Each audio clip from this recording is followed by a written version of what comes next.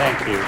Thank you, Shane. That's very kind. And thank you, Graham, for having me here in the Science Gallery. This is the first time I've had a chance to visit, and I appreciate the introduction. This place is really exciting. I am going to try to give a little of the flavor of my book for a few minutes before Shane and I have a conversation. First, let me digress. Something I read the other day in the newspaper really struck me. It was a piece in the New York Times, a first-person piece titled, "How the Internet Tried to Kill Me." It was written by a man named Zick Rubin, and this sad story begins when Mr. Rubin Googled himself. I bet more than a few of you have done that. It's an activity that carries many risks, and one of them became clear to Mr. Rubin because he found an article in Wikia, which is, I guess, is a sort of cousin of Wikipedia, that said Zick Rubin, 1944 to 1997, was an American social psychologist. And well, this troubled him because he felt that he was still alive. And he did the first sensible thing that you would do if there was something incorrect in Wikipedia, which was he tried to edit it himself, and he removed his date of death. And then the next day he looked, and somebody had edited it back the way it was. And so he wrote to the head of the company. This was a private offshoot of Wikipedia. There's a saga, but he was told that they had a printed source.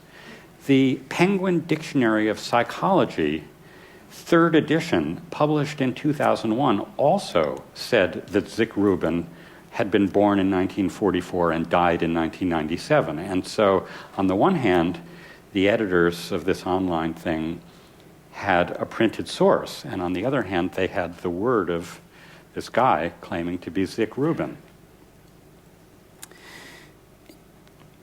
The saga continues. He thinks about suing them because besides being a social psychologist, he's also a lawyer. But he realizes that, strictly speaking, saying that someone is dead is not considered defamatory. In the end, they corrected the error. And the reason I find this interesting, the reason I've been rambling on about it a little bit, is that I believe the headline was exactly wrong. I don't think it was the internet that tried to kill Zick Rubin. I think it was a book that tried to kill him, and it was the internet in the end that brought him back to life. So there's some kind of lesson here about the nature of knowledge in our time, where it is stored, what the authorities are, and it's a lesson that is, like so much, in transition and subject to confusion. Some of that is the subject of my book. It's a cliche that we live in the information age. It's been a cliche for quite a few years. In fact, it's been a cliche since approximately 1960. What's not so well known is how the information age, or how our era anyway, began. And the argument of my book is that it began in a specific place at a specific time. The year was 1948. As it happened, 1948 was when the Bell Telephone Laboratories announced the invention of an amazingly simple device that could do anything a vacuum tube could do, and more efficiently. It was a tiny electronic semiconductor, crystalline sliver so small that 1,000 could fit in the palm of a hand. In May, scientists formed a committee to come up with a name, and the committee passed out paper ballots to senior engineers in Murray Hill, New Jersey, listing choices: semiconductor triode, iotatron. Then someone mashed up transconductance and varistor and got the word transistor. And of course, that was the winner. Bell Labs put out a press release saying, "It may have far-reaching significance in electronics and electrical communication." And for once, the reality surpassed the hype. The transistor put electronics on its path of miniaturization and ubiquity, and soon won the Nobel Prize for its three chief inventors. For the laboratory, it was the jewel in the crown. But it was only the second most significant development of that year. The transistor was only hardware. An invention more profound and more fundamental came in a monograph spread across 79 pages of the Bell System Technical Journal in July and October. No one bothered with a press release. It carried a title both simple and grand, A Mathematical Theory of Communication. And the message was hard to summarize, but it was a fulcrum around which the world began to turn. Like the transistor, this development also involved a neologism, the word bit, chosen in this case not by committee, but by the lone author, a 32-year-old named Claude Shannon. The bit now joined the inch, the pound, the quart, and the minute as a determinate quantity, a fundamental unit of measure. But measuring what? A unit for measuring information, Shannon wrote, as though there were such a thing, measurable and quantifiable, as information. People considered Shannon a smart young man. He was originally from the rural Midwest, northern Michigan. He went east to go to MIT, and soon after graduating, plunged into the laboratory's war work, first developing an automatic fire control director for anti-aircraft guns, then focusing on the theoretical underpinnings of secret communication, cryptography, and working out a mathematical proof of the security of the so-called X system, the telephone hotline between Churchill and Roosevelt. Shannon supposedly belonged to the Bell Labs mathematical research group, but mostly he kept to himself. After the war, when the group left the New York headquarters for shiny new space in the New Jersey suburbs, he stayed behind, haunting a cubbyhole in the old building, a 12-story sandy brick hulk with its back to the Hudson River. He disliked commuting, and he liked Greenwich Village, where he could hear jazz clarinetists in late-night clubs, and he was flirting shyly with a young woman who worked in Bell Lab's microwave research group in a 2-story former Nabisco factory across the street. Anyway, his managers were willing to leave him alone, even though they didn't understand exactly what he was working on. Shannon himself, as a student, had never been quite able to decide whether to become an electrical engineer or a mathematician. For Bell Labs, he had to be both, practical about circuits and relays, but most at home in a mental world, fascinated by layers of symbolic abstraction. He liked games and puzzles and secret codes. As a first-year research assistant at MIT, he worked on a 100-ton proto-computer, Vannevar Bush's differential analyzer, which could solve equations with great rotating shafts, wheels, and gears. At 22, he wrote a dissertation that applied a 19th century idea, George Boole's algebra of logic, to the design of electrical circuits. Logic and electricity, a peculiar combination. In 1943, the English mathematician and codebreaker Alan Turing visited Bell Labs on a secret cryptographic mission and met Shannon sometimes over lunch, where they traded speculation on the future of artificial thinking machines. Turing reported to a friend, "Shannon wants to feed not just data to a brain, but cultural things. He wants to play music to it." Shannon also crossed paths with Norbert Wiener, who had taught him at MIT, and by 1948 was proposing a new discipline to be called cybernetics, the study of communication and control. Meanwhile, Shannon also began paying special attention to television signals from a peculiar point of view, wondering whether their content could be somehow compacted or compressed to allow for faster transmission. Logic and circuits crossbred to make a new hybrid thing. In his solitary way, seeking a framework to connect many separate threads, Shannon began assembling a theory for information.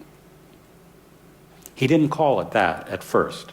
He wrote to a former professor, "Off and on, I have been working on an analysis of some of the fundamental properties of general systems for the transmission of intelligence." Intelligence was a flexible term, very old. In the 16th century, Thomas Eliot wrote that intelligence was an elegant word used where there is mutual treaties or appointments, either by letters or message, which suddenly sounds sort of modern. But by the 20th century, the word intelligence mostly meant something else. A few engineers, especially in the telephone labs, began speaking of information. They used the word in a way suggesting something technical. For the purposes of science, information had to mean something special. It had to be made mathematical and exact. Isaac Newton had done that with words like motion and force, ancient vague words that he gave new meanings. In the 19th century, the word energy underwent the same transformation. Energy meant something like vigor or intensity. Natural philosophers hijacked the word and gave energy its fundamental place in the physicist's view of nature. Now, in the mid-20th century, it was the same with information. A rite of purification became necessary. And then, when it was made simple, distilled, counted in bits, information was found to be everywhere. Shannon's theory linked information to uncertainty, entropy, and to chaos. It made a foundation for our world, leading to compact disks and fax machines, computers and cyberspace, Moore's law, and all the world's silicon alleys. Information processing was born. People began to name a successor to the Iron Age and the Steam Age. In 1967, Marshall McLuhan remarked, "Man, the food gatherer, reappears incongruously as information gatherer." He wrote this an instant too soon, in the first dawn of computation and cyberspace. Now information pervades the sciences from top to bottom, transforming every branch of knowledge. Even biology has become an information science, a subject of messages, instructions, and code. Genes encapsulate information and enable procedures for reading it in and writing it out. Life spreads by networking. No wonder genetics bloomed along with information theory. DNA is the quintessential information molecule, an alphabet and a code, 6 billion bits to form a human being. Richard Dawkins declares, "What lies at the heart of every living thing is not a fire, not warm breath, not a spark of life. It is information, words, instructions. If you want to understand life, don't think about vibrant, throbbing gels and oozes. Think about information technology."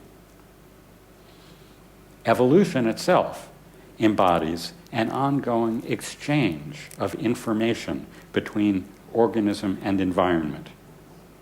Werner Lowenstein, after 30 years spent studying intercellular communication, says the information circle becomes the unit of life. He reminds us that information means something deeper now. It connotes a cosmic principle of organization and order, and it provides an exact measure of that. As the role of information grows beyond anyone's reckoning. It grows to be too much. TMI, people now say.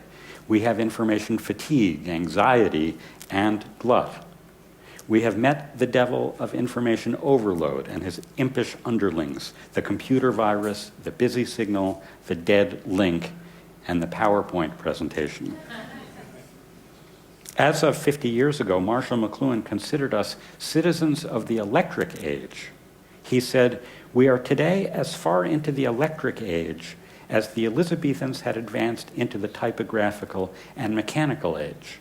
And we are experiencing the same confusions and indecisions which they felt when living simultaneously in two contrasted forms of society and experience." His electric age had no email, no web surfing, nor even cell phones, much less Facebook and Twitter. McLuhan was mainly watching television. We don't call it the electric age anymore, but McLuhan was right. We're still experiencing confusions and indecisions, maybe more now than ever before. There's a universally recognized metaphor for our current predicament. The word is flood. There's a sensation of drowning, of information as a rising, churning deluge.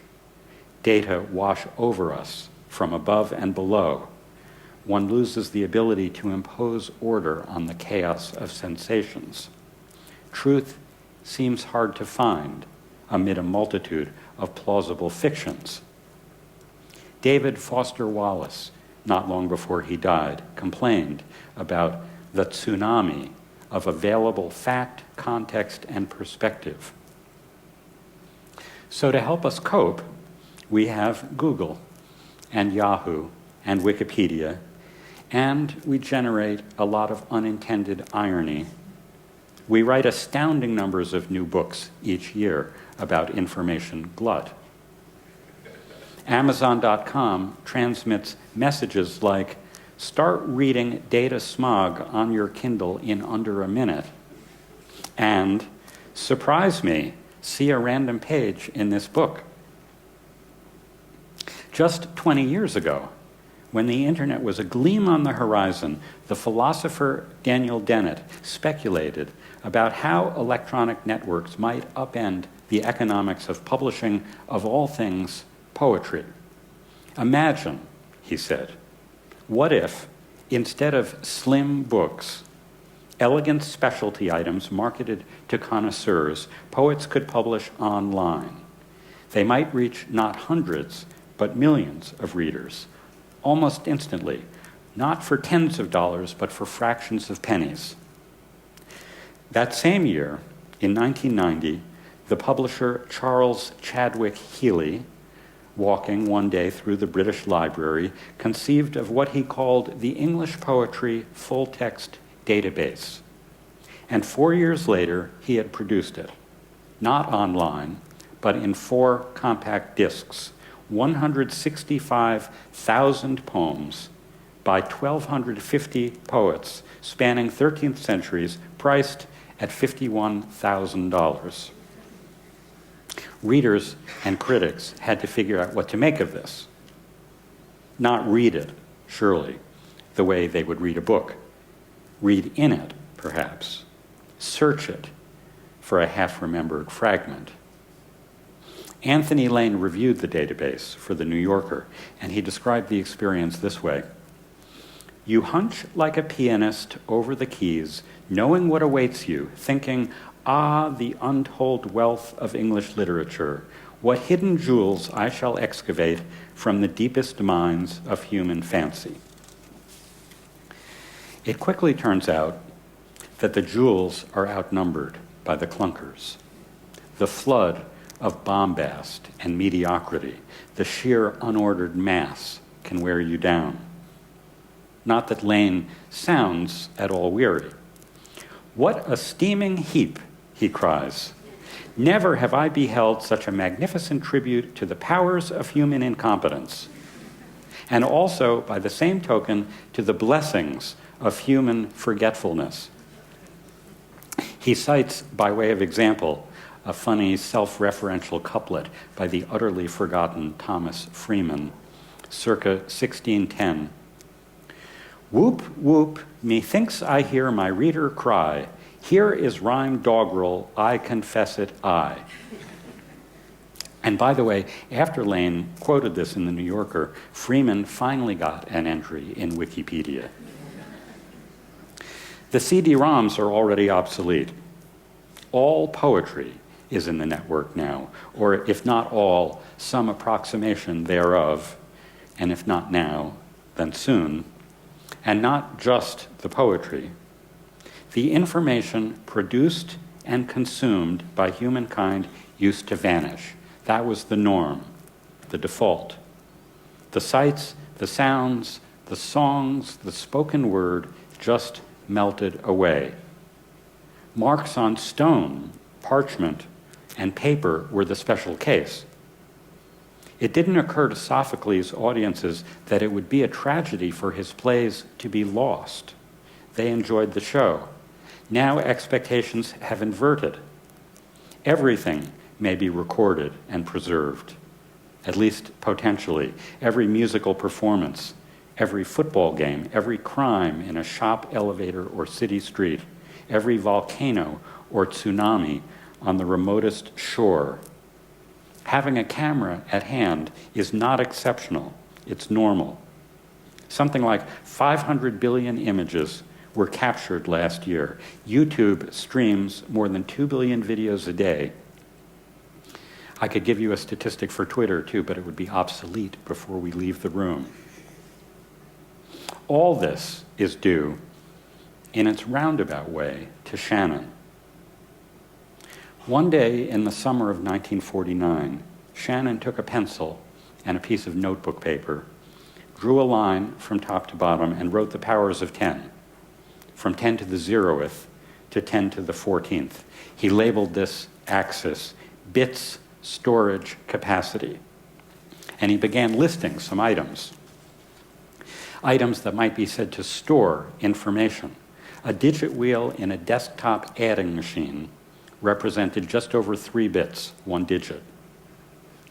At 10 to the 4th, 10,000 bits, he put page single-spaced typing 32 possible symbols. Near 10 to the 5th, he wrote something offbeat. Genetic constitution of man. There was no precedent for that in current scientific thinking.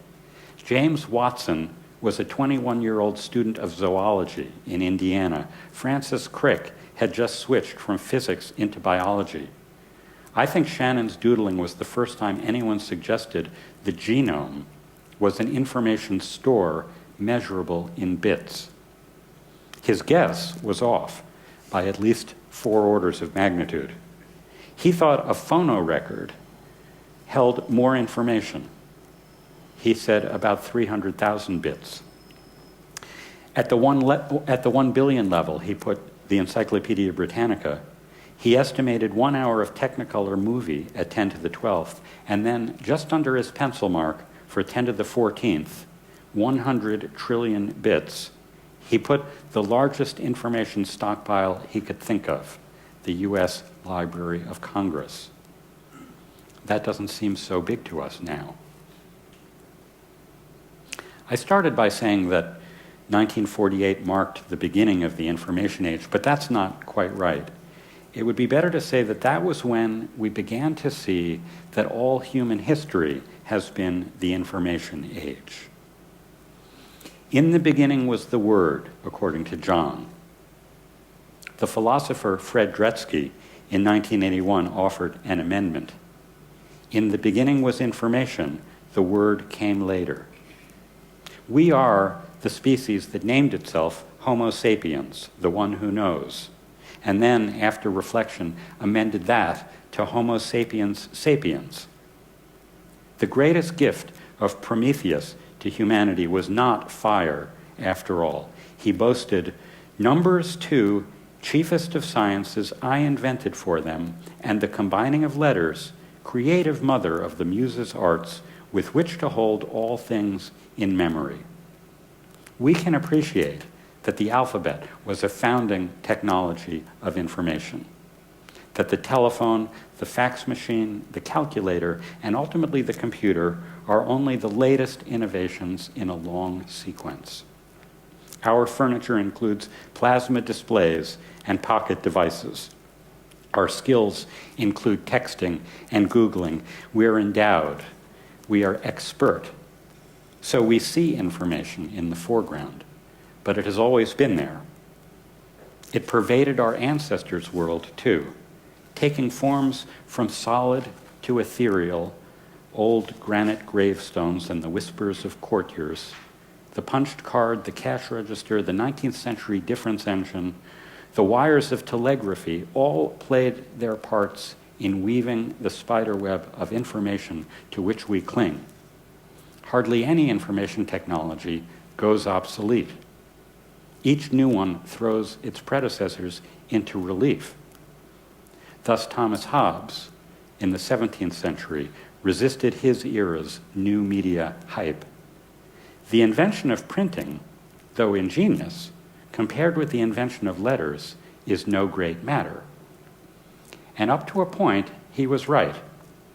Every new medium transforms the nature of human thought. As for Claude Shannon, he died in 2001 without ever having become what you'd call a household name. He wasn't much for making grand predictions about the future.